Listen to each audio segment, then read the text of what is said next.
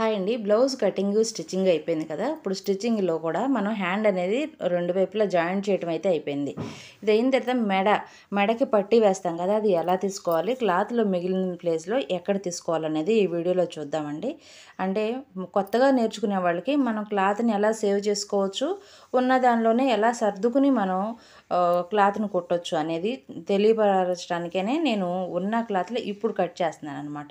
ఇది మీటర్ ముక్క కాబట్టి నాకు ఇంత పన్నా కొంచెం ఎక్కువ ఉంది కాబట్టి ఇంత క్లాత్ మిగిలిందండి. మామూలుగా అయితే కూడా కరెక్ట్‌గా సరిపడగా ఉంటది.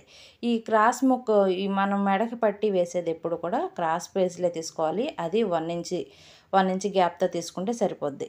పావించేమో ఫోల్డ్‌తో ఖర్చులోకి వెళ్తది. మరొక పావించి దాన్ని వెనక వైపుకు తిప్పటం కాబట్టి ఎక్స్ట్రా ఉన్నది కట్ చేసేస్తాం.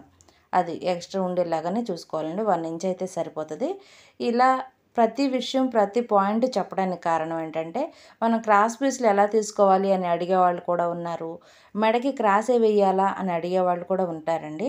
పైపింగ్ కూడా ఇట్లానే క్రాస్ పీసే తీసుకుంటాము. ఇదిగోండి ఇది గనక ఇట్లా పట్టుకొని సాగితే, ఇట్లా లాగితే కొంచెం సాగుతున్నట్లు ఉంటది. అదే స్ట్రైట్ పీస్ అయితే సాగదు.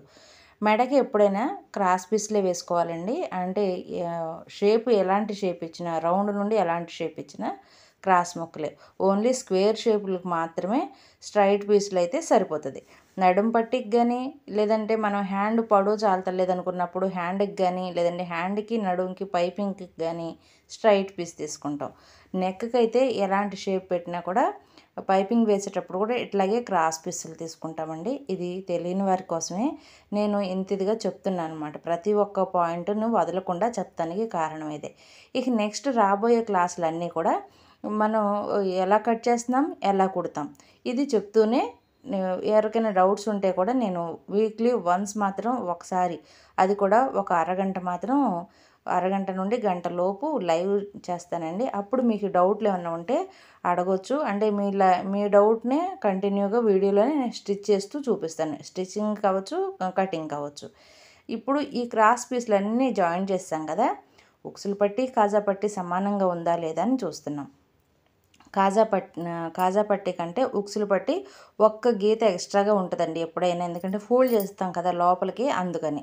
ఈ క్రాస్ పట్టీ తీసుకొచ్చి ముందు స్టార్టింగ్లో ఒక పావించి క్లాత్ని ఇలా ఫోల్డ్ చేసేసి ఫస్ట్ రఫ్ తీసేసుకుని ఒక పావించి గ్యాప్ తోటి మనకి బ్లౌజు మనం వేసేటువంటి క్రాస్ పట్టీ 2 సమానమైన ఖర్చులతోటి పావించి గ్యాప్ తోటి స్ట్రైట్గా రౌండ్గా కుట్టుకొచ్చేయటమేనండి.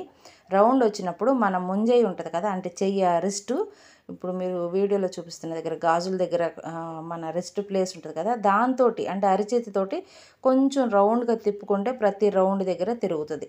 మీరు వీడియోలో చూడొచ్చు. ఇంకా ఇక్కడ నుండి కొంచెం ఫార్వర్డ్ పెడతానండి, వీడియో లాంగ్ అయిపోద్ది కదా, అందుకని. ఇట్లా స్ట్రైట్గా రౌండ్ నెక్ రౌండ్గా కుట్టుకుంటూ వచ్చేసి అక్కడక్కడ టక్స్ ఇచ్చుకోవాలండి. అప్పుడే మనకి రౌండ్ అనేది పర్ఫెక్ట్గా తిరుగుతుంది అనమాట.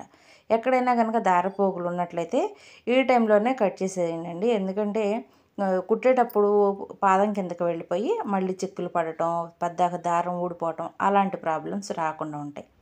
ఇదిగోండి మనం పెట్టినటువంటి ఖర్చుని మళ్ళీ ఈ పట్టీతోని ఇలా ఫోల్డ్ చేస్తున్నాం అనమాట. ఇవి అందరికీ తెలిసినవే. అసలు ప్రత్యేకంగా ఇప్పుడే మనం మిషన్ మీద కూర్చుని కుడుతున్నాము. మన జాకెట్ ఎలాగోలా కటింగ్ వచ్చింది. కుట్టడం దగ్గర చిన్న చిన్న డౌట్లు ఉంటూనే ఉంటాయండి. ఆ డౌట్లు క్లారిఫై చేయడానికే ఈ వీడియోస్, ఈ క్లాసెస్ కూడా. మీకు ఎవరికైనా నచ్చినట్లయితే అక్క మాకు యూజ్ఫుల్గా ఉందని ఒక చిన్న కామెంట్ పెట్టండి. ఆ కామెంటే చాలు, చాలా కాంప్లిమెంట్గా ఫీల్ అవుతాం అన్నమాట. యూట్యూబర్ అనే కాదు, జనరల్గా మనం బయట నేర్చుకుంటున్నా కూడా అక్క మీ దగ్గర నేర్చుకున్నాక మాకు స్టిచ్చింగ్ వచ్చింది అని అంటే ఆ నేర్చుకునే వాళ్ళకి నేర్పించిన వాళ్ళకి మనీ మ్యాటర్ అనిపించదండి. ఆ మాటలే, ఆ కామెంట్సే చాలా ప్రౌడ్గా అనిపిస్తుంది అనమాట. అందుకని మీకు గనక నచ్చింది, లేదంటే మీరు గనక నేర్చుకుంటున్నారనుకుంటే అక్క మేము నేర్చుకుంటున్నామంటూ ఒక కామెంట్ చేయండి. ఆ కామెంట్ ద్వారా నేనేం చేస్తానంటే ఇంకా ఒక బ్లౌజు, ఒక డ్రెస్సు కాకుండా డ్రెస్లోనే రకాలు, ఇలాగే బ్లౌజులో కూడా బోట్ నెక్, ప్రిన్సెస్ కట్, ఇట్లా కటోరా బ్లౌజు ఇలా కంటిన్యూషన్గా మారుస్తూ ఉంటాను. ఒక వారంలో ఇప్పుడు వారం అయ్యిందండి. గురువారం స్టార్ట్ చేసాం, ఇవాళ గురువారం. ఈ గురువారం తోటి బ్లౌజ్ అనేది ఫినిష్ అయిపోతుంది. నెక్స్ట్ ఇవాళ 1:30 ఆ టైం కల్లా మరొక వీడియోని పెడతానండి. అది వచ్చేసి డ్రెస్ కటింగ్ పెట్టాలని నేను అనుకుంటున్నాను. Umbrella cutting. మీకు కనుక ఇంట్రెస్ట్ ఉన్నట్లయితే కామెంట్ చేయడం మర్చిపోవద్దు. అలాగే ఛానల్ని తప్పకుండా ఫాలో అవ్వండి.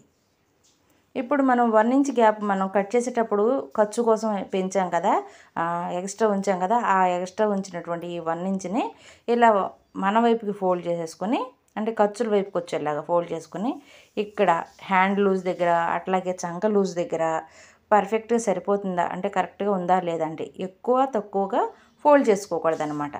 ఇలా పెట్టేసుకుని అప్పుడు మనం హ్యాండ్ లూజ్ చూసుకోవాలి ఫస్ట్. అక్కడ ఒక మార్కింగు, అలాగే మన చంక దగ్గర కూడా అలాగే లూజ్ చూసుకోవాలండి. అంటే మన దగ్గర ఆల్రెడీ మనం కటింగ్ అప్పుడు చూసుకుంటాము. ఇప్పుడు కూడా ఎందుకంటే డబల్ చెకింగ్ అనేది ఎప్పుడూ అవసరమేనండి.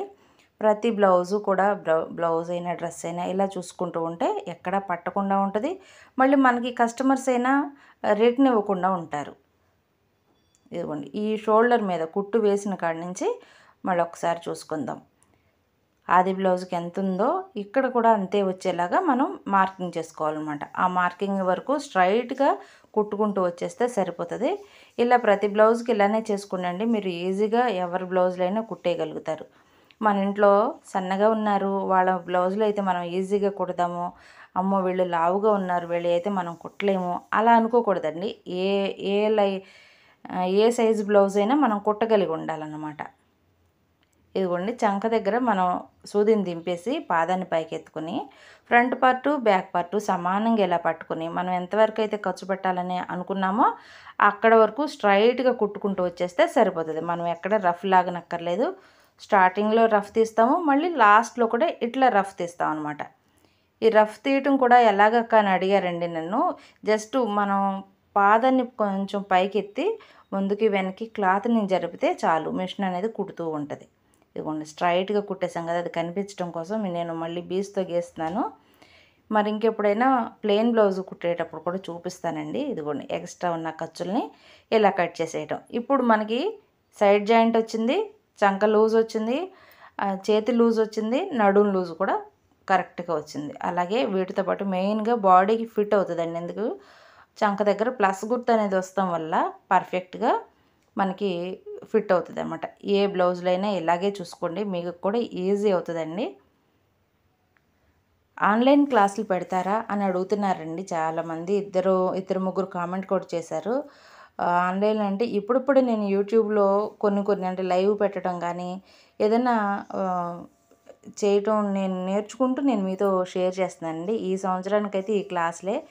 ఇన్ కేస్ నెక్స్ట్ ఇయర్ మా బాబు వచ్చే టైంకి ఏమైనా నేర్చుకుని అంటే ఆన్లైన్లో క్లాసులు ఎలా పెట్టాలి ఏంటనేది ప్రాపర్గా తెలుసుకుని అప్పుడు మళ్ళీ క్లాసులు పెడదామండి. ఇప్పటికైతే కనుక ఇట్లా వీడియో ద్వారానే మీతో క్లాసులన్నీ షేర్ చేస్తున్నాను.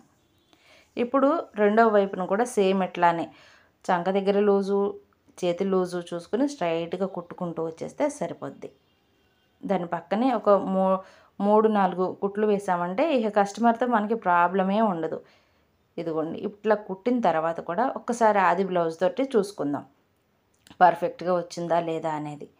ఇదిగోండి, ఉక్సులు పట్టే దగ్గర నుంచి చూస్తున్నాను నేను. ఇది 32 సైజ్ బ్లౌజ్ అండి. Round neck, only plain blouse. ఈ వీడియోలో క్రాస్ పట్టి అవి కాదు, మెడపట్టి వేయటం, సైడ్ జాయింట్ చేయటం, ఆది బ్లౌజ్కి పర్ఫెక్ట్గా సరిపోయిందా లేదా అనేది చూపించానండి. ఇదిగోండి, ఇట్లా వచ్చింది ఫినిషింగ్ అయ్యేసరికి. ఇది చేతి పని, ఉక్సులు, కాజాలు అన్నీ వేసేసి ఒక షార్ట్ వీడియోగా అప్లోడ్ చేస్తానండి. ఖచ్చితంగా మన ఛానల్ని మీరు ఇప్పుడే చూస్తున్నట్లయితే ముందు వీడియోస్ కూడా చూడండి. అసలు ఈ బ్లౌజ్ పెట్టే మొత్తం కటింగు ఎలా తీసుకోవాలి ఏంటి అనేది వివరంగా చూపించానండి. క్రాస్ పట్టి వచ్చేసి అంటే షేప్ పట్టి వచ్చేసి లోడింగ్ పద్ధతిలో. మీకు వీడియో నచ్చిందని అనుకుంటున్నాను. నచ్చితే లైక్ చేయటం ప్లీజ్ మర్చిపోవద్దండి. ప్లీజ్ లైక్ చేయండి.